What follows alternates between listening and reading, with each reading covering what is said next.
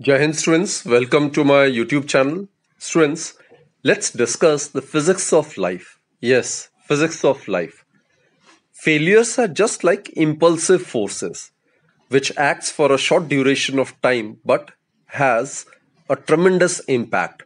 So although they act for a short time, they may bring a large change in your momentum towards success, right?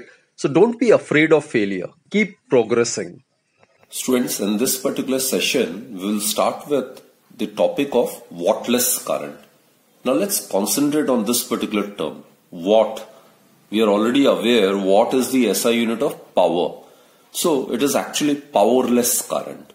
So we are going to discuss that component of power which do not contribute anything towards the power dissipation, isn't it? So the component of the current which do not contribute anything towards the power dissipation in an electric circuit, that is known as wattless current.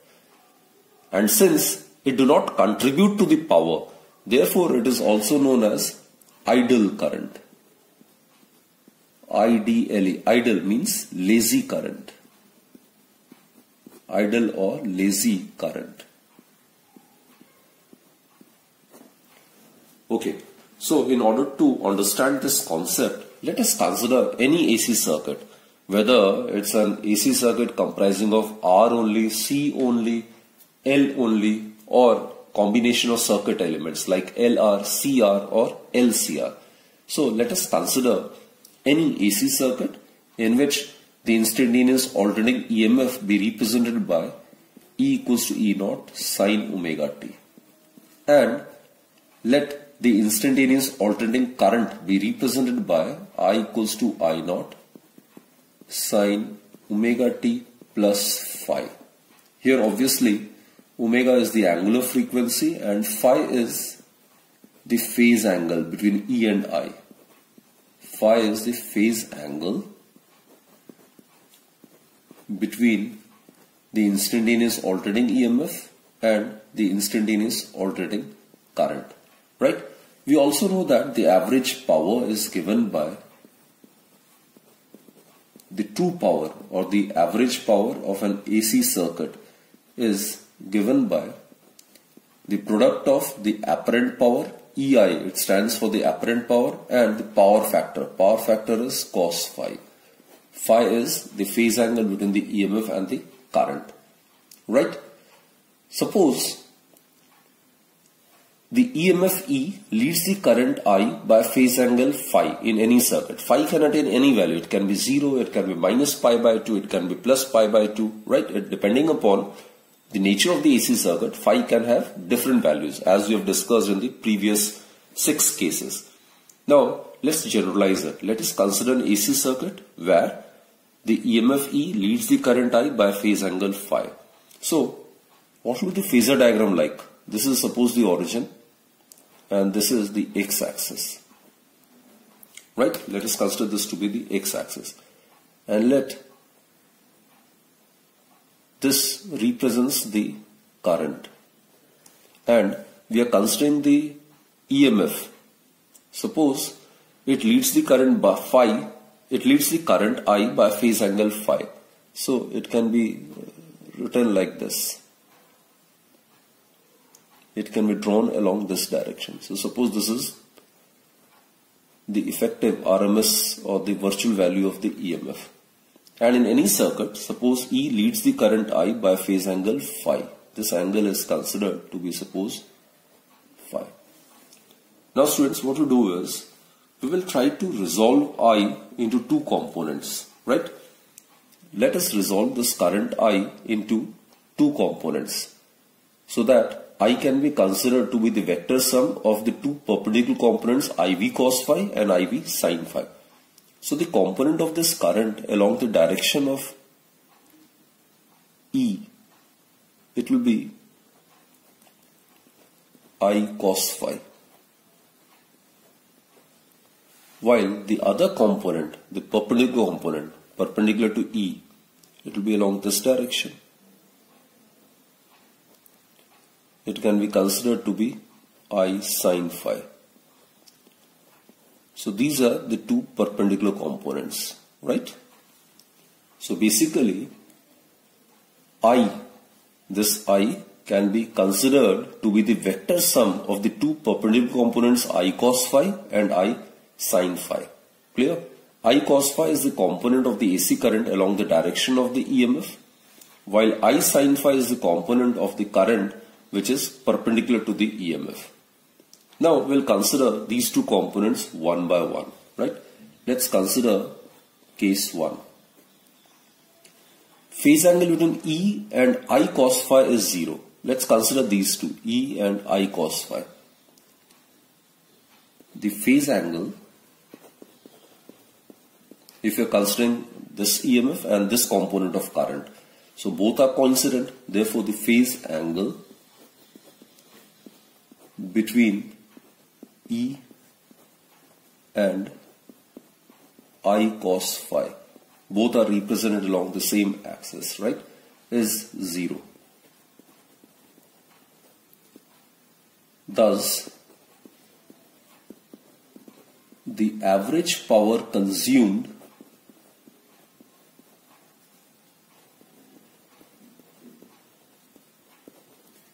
in the circuit due to this component of the current, due to component I cos phi, we are considering this component, is given by, okay, this is the formula, average power is equal to E. In place of this current, we are considering the component I cos phi. I cos phi.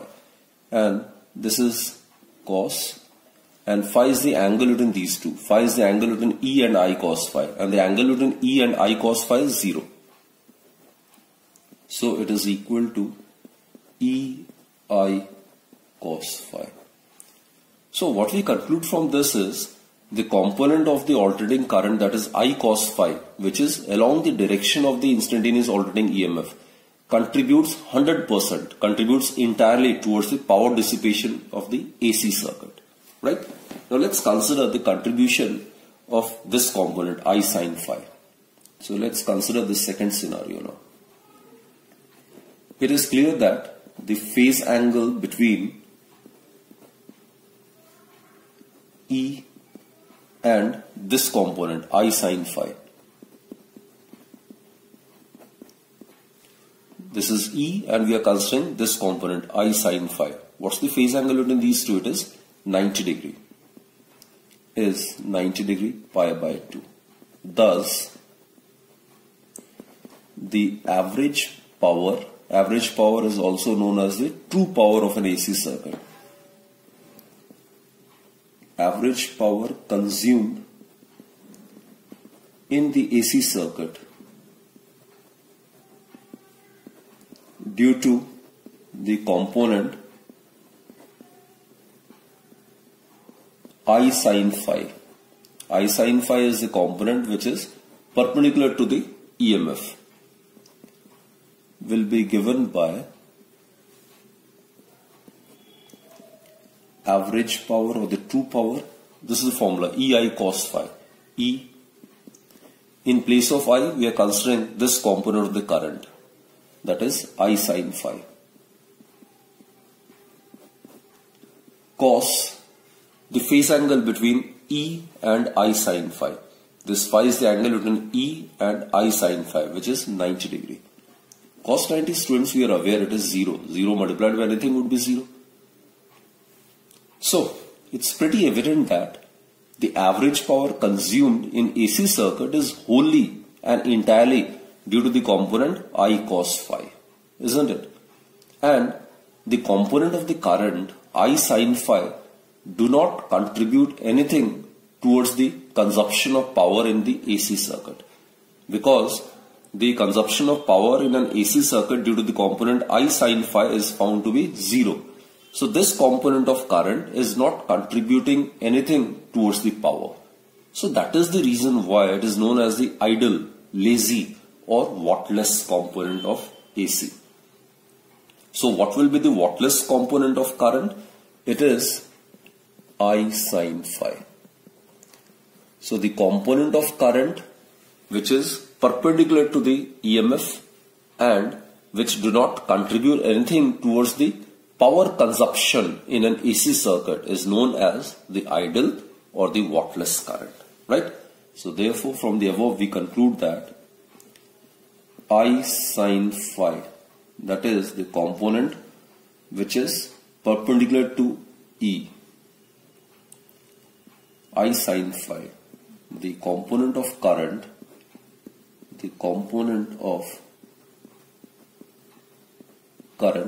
that is perpendicular to the instantaneous alternating EMF is known as wattless, that is powerless, contributing nothing towards the power dissipation, or idle or lazy current.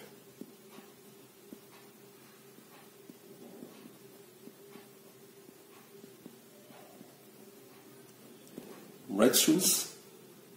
Students, let us summarize all the results which we have discussed so far. We have discussed AC circuits comprising of R only, L only, C only, LR series, CR series and LCR series circuit. So let's try to complete this chart.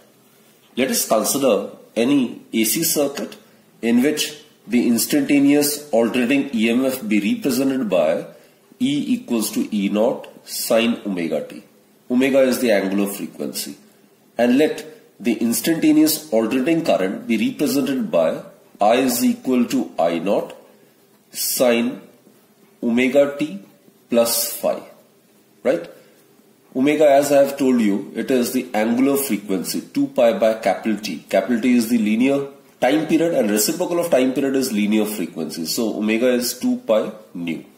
And students, phi, it's the constant phase angle between the instantaneous alternating EMF and the instantaneous alternating current, right?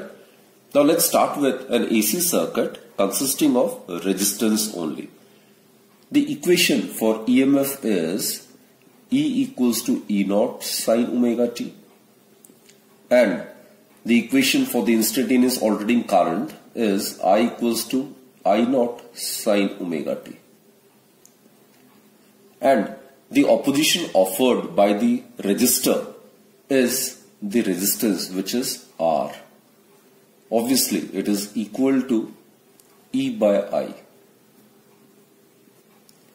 Phase angle. Here EMF and current are in the same phase. E and I are in the same phase. That is, the phase angle existing between the EMF and the current I is 0. Right? Phasor diagram. Both are represented by the coincident lines. That is, if this represents the voltage across the resistor, and this will represent the current across the resistor, so that the angle between E and I is 0. Average power. In the case of an AC circuit comprising of R only, the average or the true power, it's given by E square divided by R. Now let's consider the second case where the AC circuit consists of inductor only. Here, the instantaneous alternating EMF is E equals to E naught sin omega t. Current, instantaneous alternating current, it is found to be I equals to I naught sin omega t minus pi by 2. And here, the resistance or the opposition offered by the inductor to the flow of current, that is known as inductive reactance, and it is equal to omega L, which is equal to 2 pi nu L. So obviously, XL is equal to E by I, or I would be equal to E by XL, right? XL is the inductive reactance. Now it's pretty evident from these two that the current lags behind the EMF by phase angle of pi by 2. So current lags behind EMF by pi by 2, or here the phase angle is minus pi by 2. Minus represents that the current lags behind the EMF by phase angle of pi by 2. So, the phasor diagram, right? This must be the phasor diagram. This is the voltage across the inductor. It can be considered to be VL, and this is the current. So EMF leads the current by phase angle of pi by 2, or the current lags behind the EMF by phase angle of pi by 2, right? Average power. As you are aware, average power is given by apparent power multiplied by power factor. Power factor is cos phi. Now phi is minus 90, cos 90 is 0. So average power in case of an AC circuit consisting of an ideal inductor is always 0. Right? Okay, now let's consider AC circuit consisting of a capacitor only. Again, the expression for the instantaneous alternating EMF is E equals to E naught sin omega t. And the expression for the instantaneous alternating current is found to be I equals to I naught sin omega t plus pi by 2, right? And here obviously it is equal to E divided by net resistance offered by the capacitor to the flow of current, and that is known as capacitive reactance. So the reactance, that is the effective resistance offered by the capacitor to the flow of current, is given by 1 by omega c. Omega is the angular frequency, which may be written as 2 pi mu. So this is the expression for the capacitive reactance. And in this case, what's the phase relationship? Current leads the EMF by phase angle of pi by 2. So in case of an AC circuit comprising of capacitor only, the current leads EMF E by phase angle of pi by 2. That is, here the phase angle between EMF and current is plus pi by 2. Now regarding the phasor diagram, it should be like this. If this represents current, then this must represent the voltage, instantaneous voltage across the capacitor. That is, voltage lags behind the current by phase angle of pi by 2. Or you can say, in case of AC circuit comprising of C only, the current leads the EMF by phase angle of pi by 2, right? Average power. Again, it's apparent power multiplied by power factor. Power factor is cos phi, isn't it? Here phi is pi by 2. Therefore, cos 90 becomes 0. So average power in an AC circuit comprising of a capacitor is always 0. Now let's proceed to the LR series circuit. Here again the expression for the instantaneous alternating EMF is same. E equals to E naught sin omega t. It may be represented either by sine function or by cosine function. Alternating EMF being of sinusoidal nature. Current, it's given by E divided by net opposition offered by the LR series circuit, and that is known as impedance of the LR circuit. And students, impedance of the LR circuit is found to be square root of XL square plus R square, right? So this is the net opposition offered by the inductor and the resistor when they are connected in series to the flow of current. In this case, students, the EMF leads the current. EMF leads current by phi, given by